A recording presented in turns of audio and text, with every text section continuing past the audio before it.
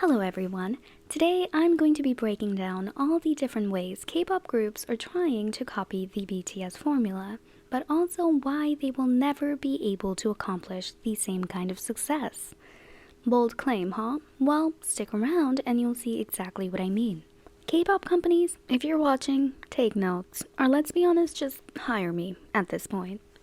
BTS's success is a source of both admiration and envy for idols and companies alike. It's their goal. Everyone and their companies are looking for that secret sauce recipe, the BTS formula. These K-pop idols, groups, and fans have to fake accomplishments to match what BTS accomplished back in 2019. Copying strategies like starting a Twitter account to have a chance at the paper award their fans mocked a year earlier. Western collaborations, once labeled as pandering for validation when BTS pursued them, are now a staple move for other groups who conveniently dodge the same criticisms. Suddenly, groups are prioritizing American interviews to build their fan bases, submitting for the Grammys, and chasing Billboard Hot 100 placements. Goals that were never common aspirations in K-pop before BTS made them possible. Idols like Jennie hire old BTS employees for their solo marketing team and reportedly use BTS's old mailing lists to promote their releases. And I'm not here to say that BTS have staked their claim on all of these things and no one else can follow their footsteps. No, they paved the way and people are bound to follow. However, it's not going to work out quite as these companies and groups expect. BTS's success was never based on what shows they went on, who they worked with, or whether they had a Twitter account. There are a few main pillars of why BTS are so successful. Let's go through them and understand why many of these K-pop groups attempting to replicate them just won't be able to. Firstly, the underdog story. One of the reasons BTS are so loved is because they rose from the bottom to the top. People connect with underdogs. Since many of us struggle too, seeing someone succeed through effort and not privilege gives us hope. It proves success isn't just for the wealthy or well-connected. This is also why a lot of people dislike nepotism. When success is handed to you, it feels less earned. For those born into privilege, whether through connections or wealth, the path is smoother, less shaky, and more predictable. But as humans, we thrive on drama. We love the thrill of a meteoric rise, the tension of an uncertain journey, and the satisfaction of seeing someone beat the odds. And that's what makes BTS's story so compelling. It's not just success, it's proof that perseverance can change fate. It reminds us that even without wealth or connections, if we try hard enough, we can make it too. In a way, it is easier to see BTS as extensions of ourselves. Struggling in a small company and facing rejection after rejection before becoming global superstars is a far more compelling story than a group that debuted under a huge label and got instant success. You might not agree with me, but here's something compelling. A lot of fandoms try to recreate an underdog story for their favorite groups, whether it's exaggerating how low budget their music videos are, or talking about mistreatment that simply doesn't exist, or bragging about how self-made their idols are. It's a common pattern because, as we've discussed, people love rooting for an underdog. If you debut under the Big Three, now Big Four,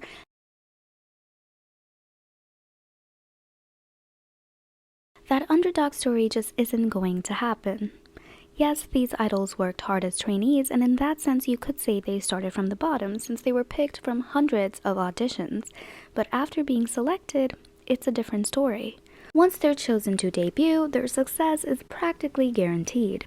The company they are signed to basically promised that fame by promoting them on big variety shows, music shows, and award shows where they will be highlighted, placed in front of the audience to be loved and admired, given the best styles in the industry so that they can become the next trendsetter. They get the best songwriters and music video directors to catch the public's eye. In every way, debuting under a big company gives them endless advantages. That should be great, and they are. But for fans, it does rain on their underdog storyline. Just to reiterate, it's not that these idols don't work hard, but once they debut, they're celebrities. They don't have to deal with the anxiety of having worked for years and then having to give it all up because none of your hard work amounted to anything. They don't have to deal with releasing a song they know is good, but no one is listening because there's no budget to push it.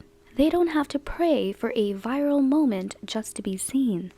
Idols under big companies can rely on talent and connections for success, while idols under small companies need talent, pray for connections, and need a whole lot of fucking luck. And honestly, even talent doesn't seem that necessary anymore. Why worry about raw skill when you can hire songwriters and producers to craft your next hit for you? Why perfect your vocals when a computer can fix it? Why worry about having stage presence when a team of stylists, makeup artists, and PR managers can mold you into the next perfect idol? Big companies don't just debut idols, they manufacture stars. They place them on magazine covers and stand them next to other pretty people, and when it's time to perform, they can play the same pre-recorded track in the background and let the artist just mime it. Ultimately, that's the difference. One path is a battle for recognition, and the other is a well-oiled machine designed for success.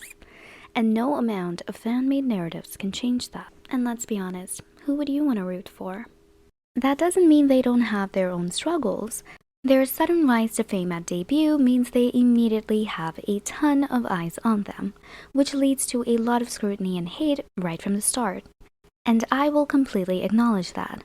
When you're unknown, at least no one's hating on you, so in a weird way, smaller groups have that advantage.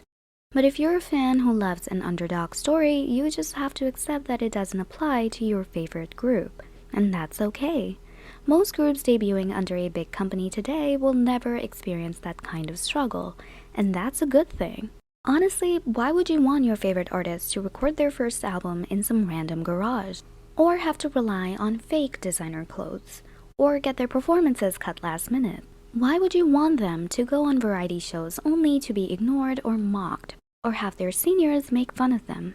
Why would you want them to spend years working their asses off only for people to overlook and berate them? To have to clean the mirrors in their dance rooms with newspapers? To live in a cramped apartment where 7 boys share 1 bedroom and 1 bathroom? When you actually lay out what that struggle looks like, it's not pretty, is it? It's not the actual suffering that appeals to you. It is the satisfaction of watching someone rise from nothing. And that's fine, but let's not romanticize the struggle just because it makes the success story feel more dramatic. The kind of rise BTS had simply isn't something you can replicate, at least not authentically. The only people that you can say could authentically recreate this rise from the actual bottom to the top would be people who are from smaller companies right now. But they face what groups from smaller companies usually do, what Twitter stands refer to as nugudom. They remain unknown. So the ones who actually rise in popularity, they're not really coming from rock bottom. And the ones who are at rock bottom never get a chance to rise. Secondly, artistic vision and evolution. The second reason for why BTS are so consistently successful is that their music grows with them. Obviously, BTS have mastered a lot of genres, and while that is one part of what I mean, the other part comes down to lyricism. In their earlier years, they focused on the intense emotions that come with being young, feeling lost, not having a clear path, and struggling with expectations. Songs like No More Dream and We Are Bulletproof Part 2 are filled with anger, frustration, and an intense drive to prove themselves. In Oh Are You Late Too, the lyrics shift to asserting their identity and challenging societal expectations. They've recognized what's wrong with the system and are now actively fighting against it. With School Love Affair and Dark and Wild, BTS transition from youthful defiance to exploring the complexity of young adulthood. The Most Beautiful Moment in Life series marks a turning point, with the intense anger and rebellion of earlier albums giving way to introspection and self-reflection.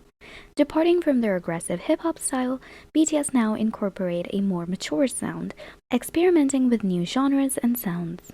In Wings, BTS delve into themes of temptation, inner conflict, and personal growth, addressing guilt, perfectionism, shame, and self-doubt. You Never Walk Alone continues this exploration, focusing on solidarity and resilience. The Love Yourself series tackles love's emotional highs and lows.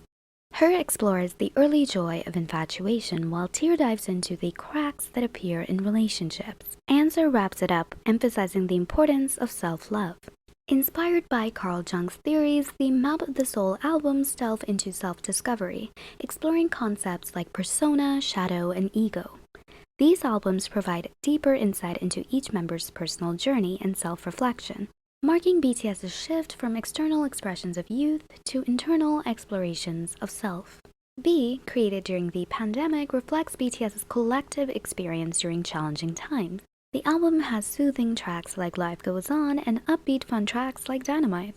As you can see, BTS's music has never stuck to one experience or one time.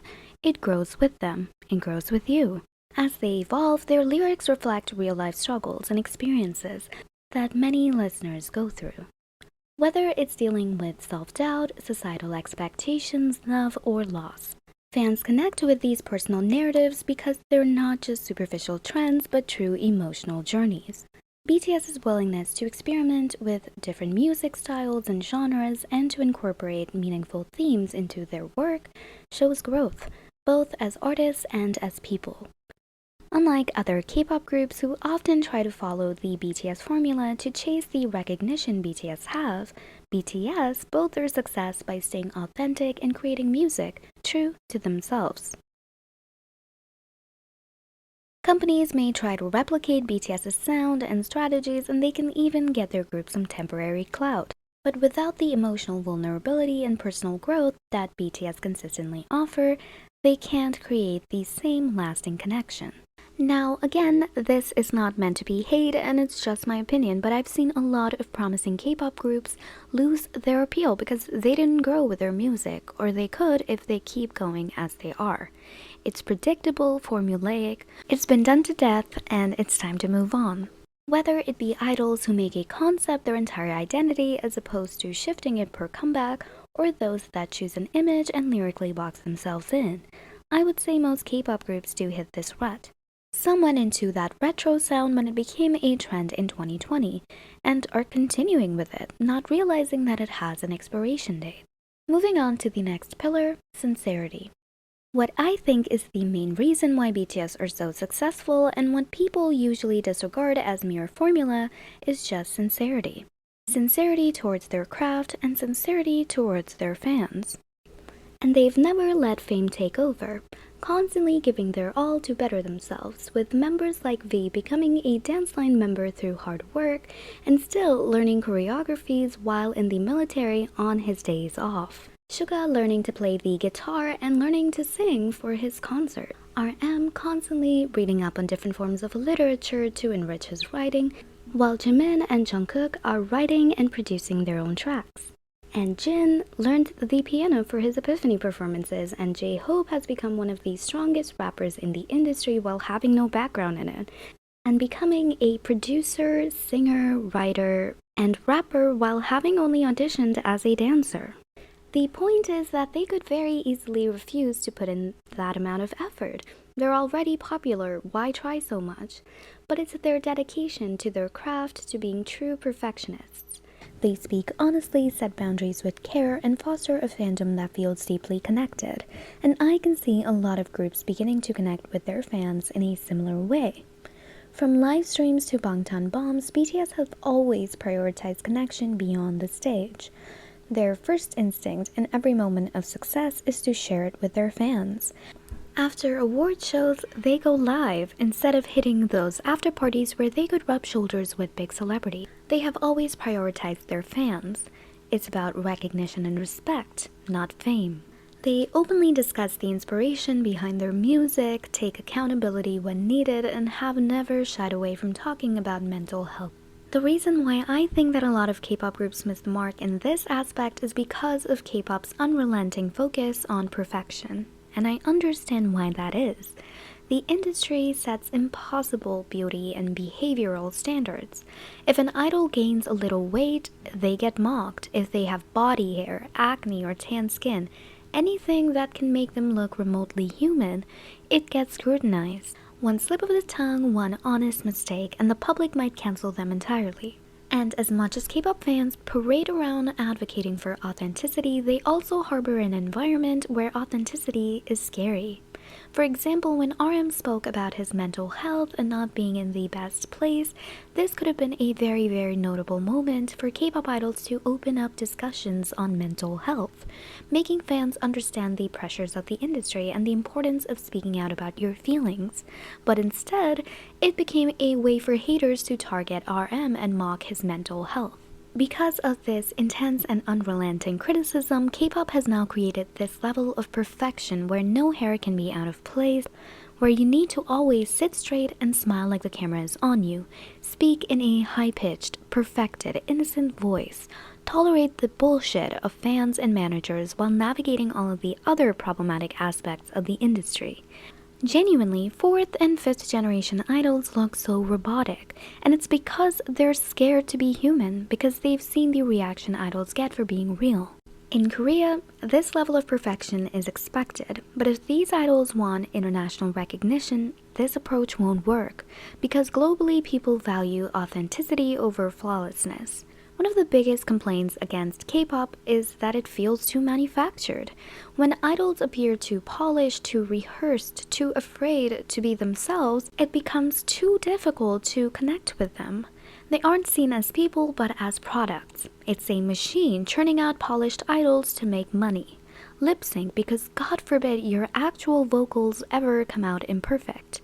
Cover yourself in white paint to be the envy of the public. We'll make your music, we'll fix your voice. You just stand there and emote as little as possible. No nasolabial folds. No armpit folds. Like seriously, it's annoying as fuck. This is where BTS made a difference. Their early Bangtan bombs weren't calculated PR moves. They were video diaries, raw and unfiltered. Groups today try to replicate this, but when you go into something with the goal of it being useful for fame, it already loses a bit of its sincerity. It becomes a strategy rather than a natural bond. Moreover, BTS don't just remember their fans when it's time to promote a new release or they need their fans' votes for an award. They don't underperform or give half-assed performances for fans who paid to see them. They genuinely respect their fans' time, money, and energy. Bringing us to number 4, balancing their K-pop and global identities. K-pop idols often struggle to balance their K-pop and global, usually Western, identities. That is, the way they need to perform in the West compared to the East. Lisa is a recent example. Her recent moves have begun disconnecting her from both industries as she tries to break into the Western market while maintaining her K-pop status. But here's why it's not exactly working.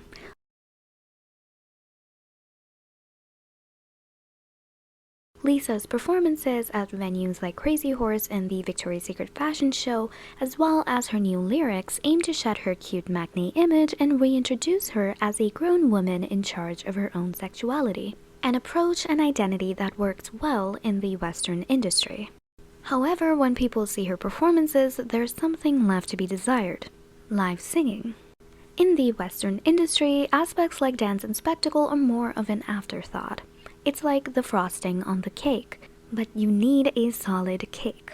For example, Adele is one of the most highly regarded singers who is loved globally, yet her performances are very simplistic. There usually isn't a lot going on stage, no bells and whistles or background dancers, etc. It's just pure talent. And that goes far because that's a pretty damn solid cake. Without a solid cake, the frosting can just seem like a distraction.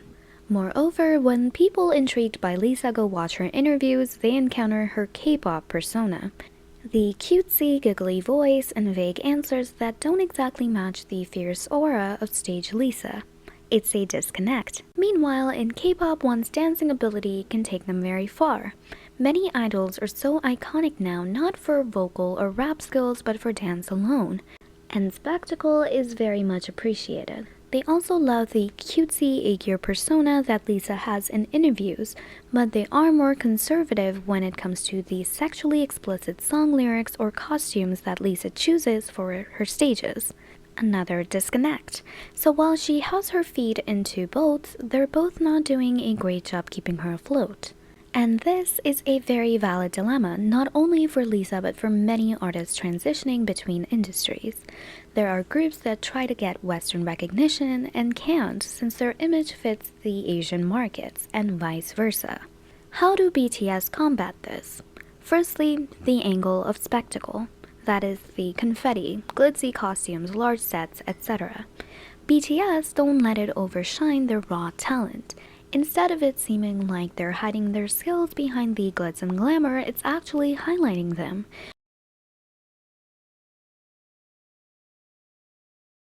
People find it hard to hate on the frosting when the cake is genuinely delicious.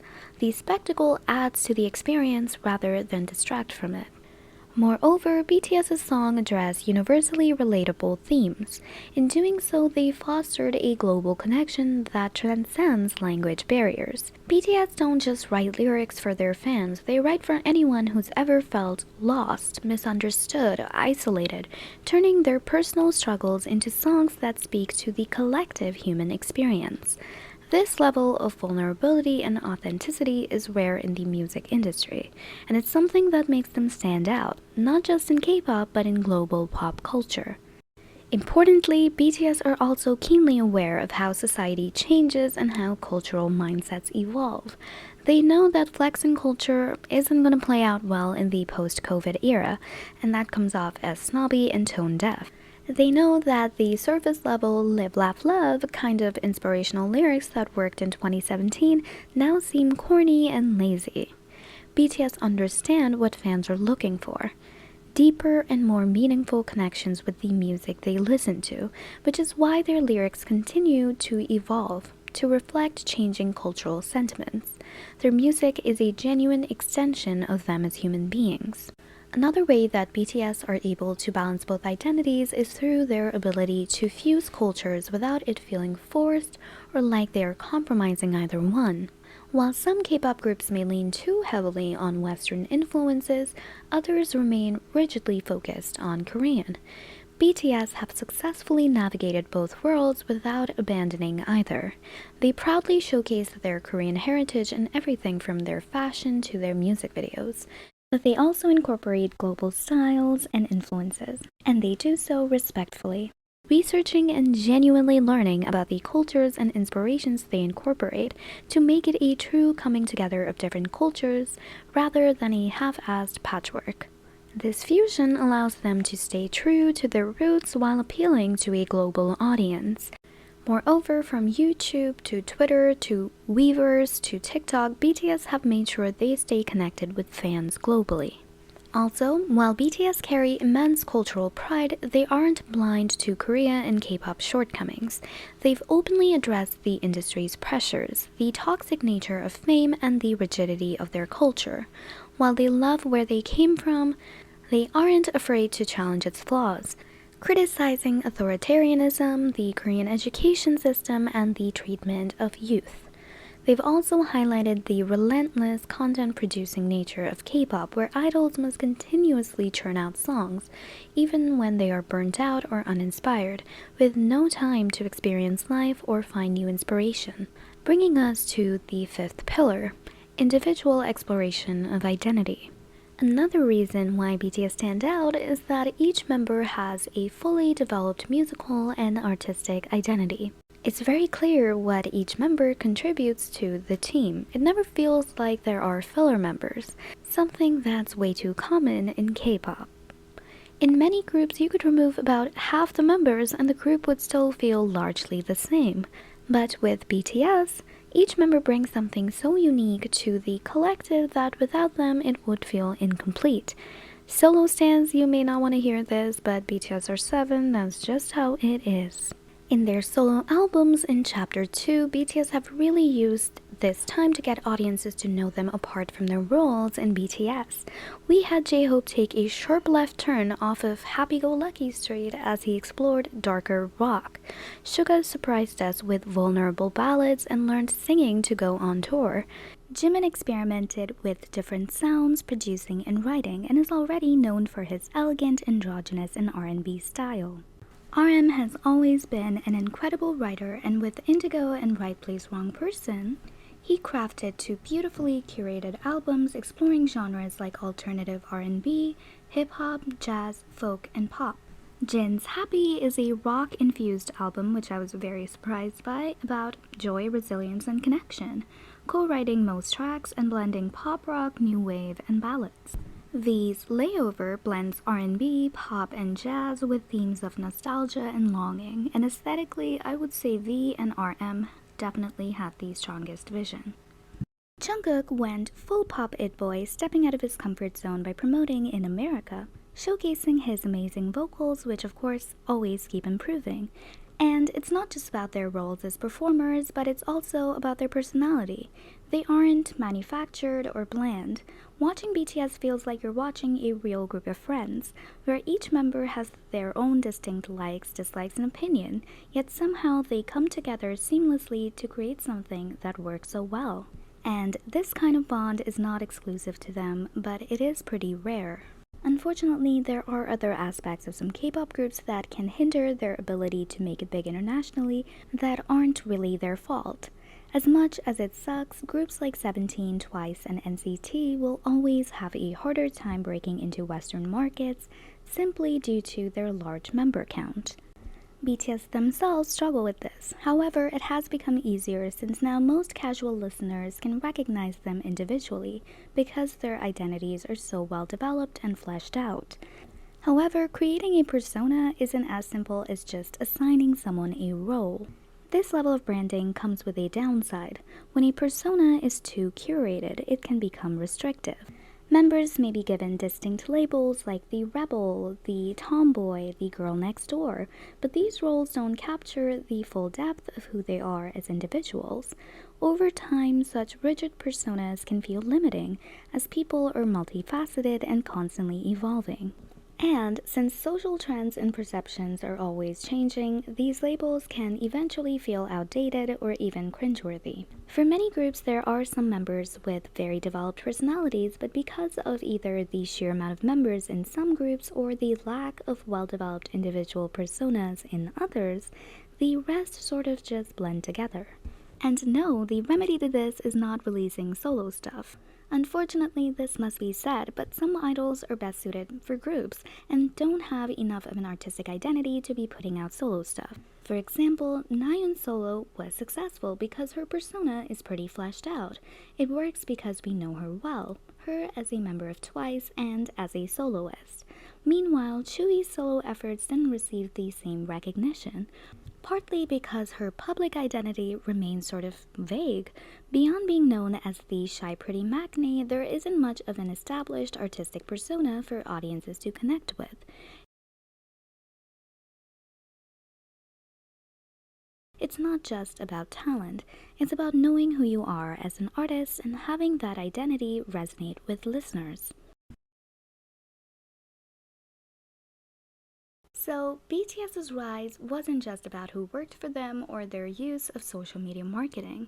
It was about daring to defy expectations, about being unapologetically themselves in a world that demands conformity. They didn't just break into the Western market, they reshaped what it means to be global artists, mixing cultures, identities, and vulnerabilities in a way no one else had dared to. But here is the real question.